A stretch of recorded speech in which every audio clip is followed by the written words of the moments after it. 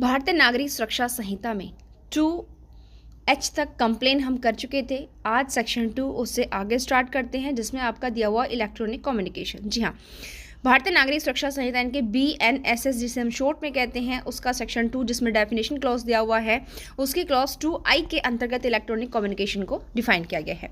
देखिए यहाँ पर यह बताया गया है कि क्या क्या चीज़ें इलेक्ट्रॉनिक कम्युनिकेशन के अंतर्गत शामिल मानी जाएंगी, और साथ ही साथ आप यहाँ पर देख पा रहे होंगे कि भारतीय BNSS के अंदर कितने जो आपके इलेक्ट्रॉनिक रिकॉर्ड्स या कम्युनिकेशन डिवाइसेस हैं उनको इंक्लूड किया गया है एविडेंस के रूप में। तो आपके 2A के अंतर्गत तो डिफाइन किया गया था जो आपके ऑडियो वीडियो इलेक्ट्रॉनिक मीन्स होते हैं कि यानी कि ऑडियो वीडियो इलेक्ट्रॉनिक साधन के अंतर्गत क्या क्या चीज़ें शामिल मानी जाएंगी, और यहाँ पर बताया गया है कि आपके इलेक्ट्रॉनिक कम्युनिकेशन के अंतर्गत क्या क्या होंगे। तो शुरुआत करते हैं, आखिर तक बने रहेगा इस वीडियो में हमारे साथ। तो देखिए, इलेक्ट्रॉनिक डिवाइस होती हैं, इलेक्ट्रॉनिक डिवाइस जिसे ही डिवाइस को हिंदी में युक्ति भी कहते हैं, ध्यान रखिएगा। तो इलेक्ट्रॉनिक डिवाइस जो हैं ये, इनके अंतर्गत आपके क्या क्या शामिल होंगे, जैसे टेलीफोन, मोबाइल फ़ोन, अन्य बेतार दूर संचार यानी कि वायरलेस टेलीकम्युनिकेशन डिवाइस, ठीक है, या कंप्यूटर या ऑडियो वीडियो प्लेयर या कैमरा, कोई भी other electronic device electronic form रूप जो केंद्र सरकार द्वारा अधिसूचना द्वारा निर्दिष्ट की जाए। ये लाइन भी आपको ध्यान रखनी है कि ये चीज़ें तो होंगी, और साथ ही साथ वो चीज़ें जिनको सेंटर गवर्नमेंट नोटिफिकेशन द्वारा क्या करे, स्पेसिफाइड करे, वो चीज़ें यहाँ पर होंगी। और ये जो साधन है, ये जो मीन्स हैं ऊपर आपने जो देखे हैं, इनका यूज़ कैसे कर रहे हो, इनमें क्या चीज़ें कर रहे हो, या तो लिखित रूप से या ओरली या सचित्र सूचना आपकी हो गई, ठीक है, या फिर आपका जो है यहाँ पर वीडियो कंटेंट्स की सूचना अभिप्रेत है, यानी कि ये जो आप कम्युनिकेट कर रहे हो इन चीज़ों के माध्यम से, इनके ऊपर जो आपने देखे ये मीन्स है, इनके माध्यम से आप कम्युनिकेट कर रहे हो। कैसे कम्युनिकेट कर रहे हो, रिटन रूप में कर रहे हो, ओरली कर रहे हो, सचित्र आप सूचना दे रहे हो किसी चित्रों के माध्यम से, या वीडियो कंटेंट्स के माध्यम से दे रहे हो।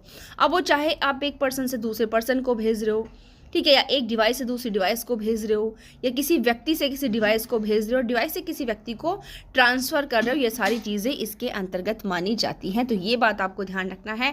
और साथ ही साथ सेक्शन 2A के अंतर्गत सेंट्रल गवर्नमेंट को पावर दी हुई थी ऑडियो वीडियो इलेक्ट्रॉनिक मीन्स से अदर रूल्स बनाने की, और यहाँ पर आपके सेंट्रल गवर्नमेंट को है। नेक्स्ट यहाँ पर आपका शुरू होता है 2J, जिसमें हाई कोर्ट को डिफाइन किया गया है, ये इतना इंपॉर्टेंट नहीं है।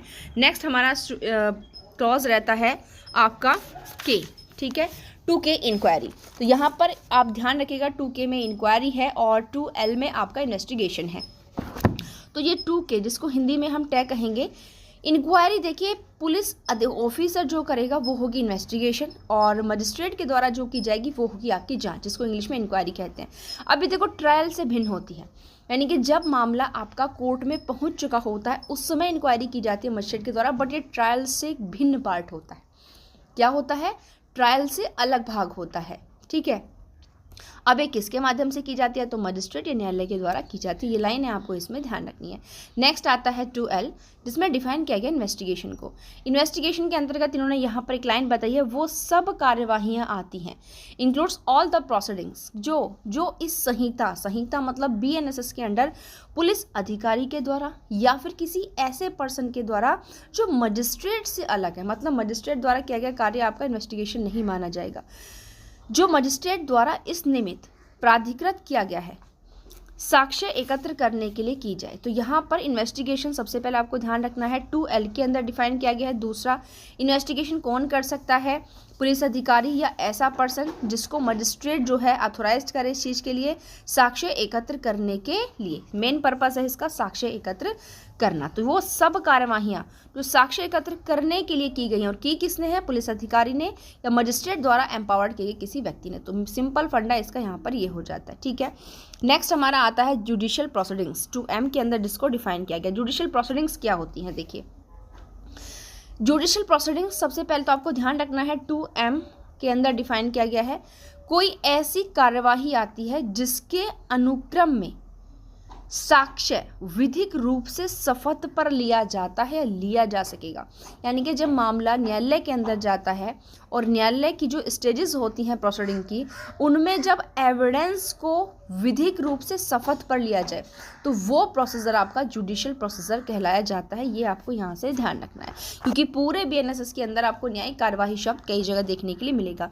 तो आप समझ जाएंगे कि यहाँ न्यायिक कार्यवाही का मतलब ये है कि यहाँ किसी भी स्टेज पर जो है साक्ष्य लीगली रूप से, ये भी ध्यान रखना है, विधिक रूप से शपथ पर लिया जा रहा। ठीक है, नेक्स्ट आता है यहाँ पर आपका एंड, जिसमें लोकल जुडिक्शन को डिफाइन किया गया है। ये बाकी इतना इंपॉर्टेंट आगे नहीं है। उसके बाद आता है आपका अणय, और इंग्लिश में जिसे आपका आएगा ये टू ओ, और ये है आपका नॉन कॉग्निजेबल ऑफेंसेस, असंज्ञेय मामले।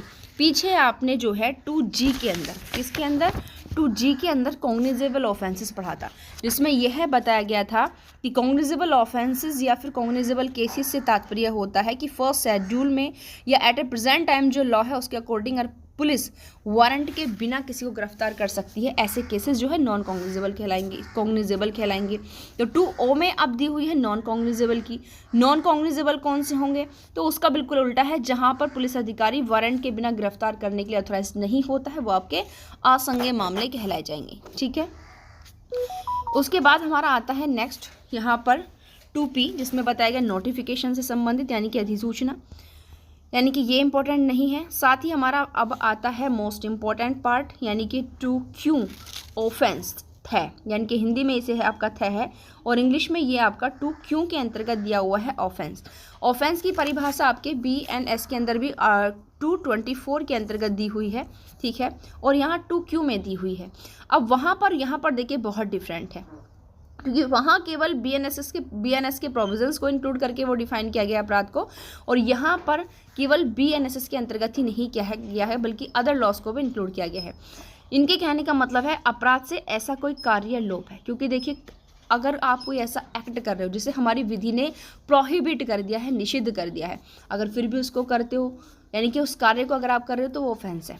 ओमिशन भी अपराध होता है। कैसे कि कोई ड्यूटी परफॉर्म करने के लिए आपको बोला गया बट आप उसको परफॉर्म नहीं करते हो, तो आपने अपनी ड्यूटी का ओमिशन कर दिया, तो वो भी ऑफेंस है।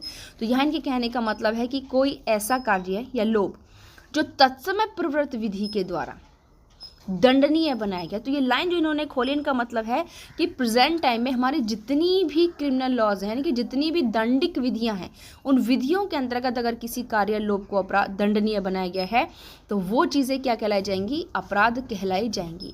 और इसके अंतर्गत ऐसा कार्य भी इंक्लूड है जिसमें पशु अत्याचार अधिनियम 1871 के धारा 20 के अंतर्गत कोई परिवाद किया जा सकेगा। ठीक है, नेक्स्ट यहाँ पर आपका आता है पुलिस थाने का भारसाधक अधिकारी 2R में officer in charge of a police station. तो ये आपको इतना ही सफिशिएंट है, आगे की आवश्यकता नहीं है।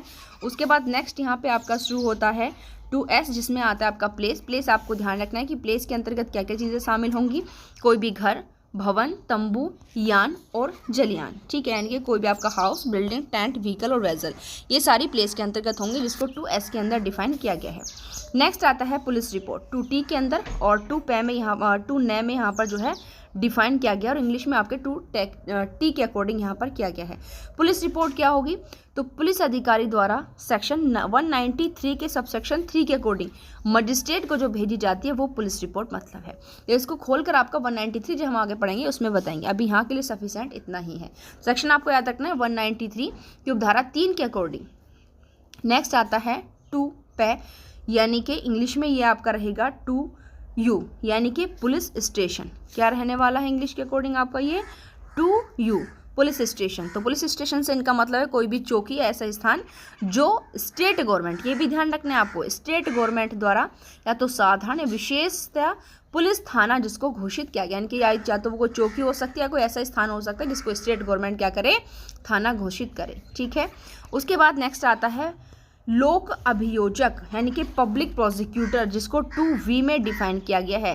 तो जैसे ऊपर आपके यहाँ पर 2T के अंतर्गत कह दिया गया था कि पुलिस रिपोर्ट से मतलब जो है वो सेक्शन 193 के सबसेक्शन 3 के अंतर्गत मजिस्ट्रेट को भेजी गई रिपोर्ट है, तो वही यहाँ पर 2V के अंदर बता दे कि पब्लिक प्रोसिक्यूटर वो होगा जो सेक्शन 18 के अकॉर्डिंग आपका क्या किया जाता है, अपॉइंट किया जाने वाला व्यक्ति है। और यहाँ पर उस व्यक्ति के साथ साथ वो भी लोक अभियोजक माने जाएंगे जो लोक अभियोजक के निर्देशक के अधीन कार्य करने वाले व्यक्ति हैं। ये लाइन भी आप लोगों को ध्यान रखनी है। नेक्स्ट आता है 2W, जिसमें सब डिवीज़न को इंक्लूड किया गया। सब डिवीज़न का मतलब जिले का कोई भी उपखंड होता है, ठीक है। नेक्स्ट मोस्ट इंपॉर्टेंट पार्ट है इसका, आप लोग देख रहे हैं 2X, जिसमें समन केसेस को डिफाइन किया गया है। समन केसेस से मतलब क्या है, वो केसेस जो वारंट केसेस नहीं है। जैसे आपने कॉग्निजेबल और नॉन कॉग्निजेबल पढ़ा।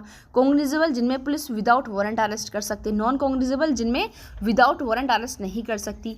वैसे आपके समन और वारंट का हो जाता है। समन कौन से, जो वारंट केसेस नहीं होते। अब यहाँ पर आप 2X में आपका समन केसेस के बारे में बताया गया है।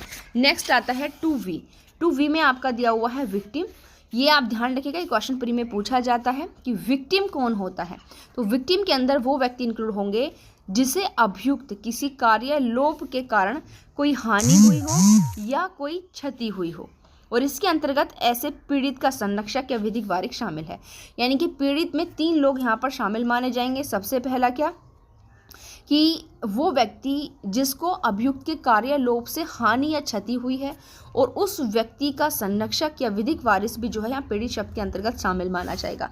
और next and last word definition यहाँ पर 2Z, जिसमें वारंट केसेस को डिफाइन किया गया है, ठीक है। यहाँ पर आपका 2X के अंदर समन था और 2Z के अंदर वारंट है। तो समन केसेस क्या था, जो वारंट केसेस नहीं थे। तो वारंट केसेस क्या है, देखिए वो मामले जिनमें कौन सी सज़ा शामिल है, 2 वर्ष से अधिक का कारावास। तो 2 वर्ष से कितना भी हो सकता है, ज़्यादा भी आपका 2 है, 3 है, 5 है, 7 है, 10 है, या फिर मृत्यु या आजीवन कारावास से दंडनीय जो अपराध होते हैं वो वारंट केसेस की कैटेगरी में जाएंगे। एंड लास्ट यहाँ पर सेक्शन 2 का सब सेक्शन 2 क्या कहता है कि अब यहाँ पर देखो Z26 वर्ड तो डिफाइन कर दिए, बट ऐसे और भी तो बहुत सारे शब्द हैं यहाँ पर जो कि BNSS के अंदर आएंगे, बट यहाँ पर डिफाइन है क्योंकि हर वर्ड को तो परिभाषित नहीं किया जा सकता ना। तो यहाँ पर सेक्शन 2 के सब सेक्शन 2 ने कह दिया है कि जो शब्द और पद इस अधिनियम में संहिता में प्रयुक्त तो हैं बट वो डिफाइन नहीं है, तो उनका क्या मीनिंग लिया जाएगा। तो जो सूचना प्रौद्योगिकी अधिनियम में है, यानी कि इंफॉर्मेशन टेक्नोलॉजी एक्ट 2000 में है, और भारतीय न्याय संहिता में उनको जिस रूप में डिफाइन किया गया वो यहाँ पर इनका मीनिंग लिया जाएगा। तो यह है हमारा भारतीय नागरिक सुरक्षा संहिता का सेक्शन 2, जो कि एक डेफिनेशन क्लॉज है, कंप्लीट हो चुका है।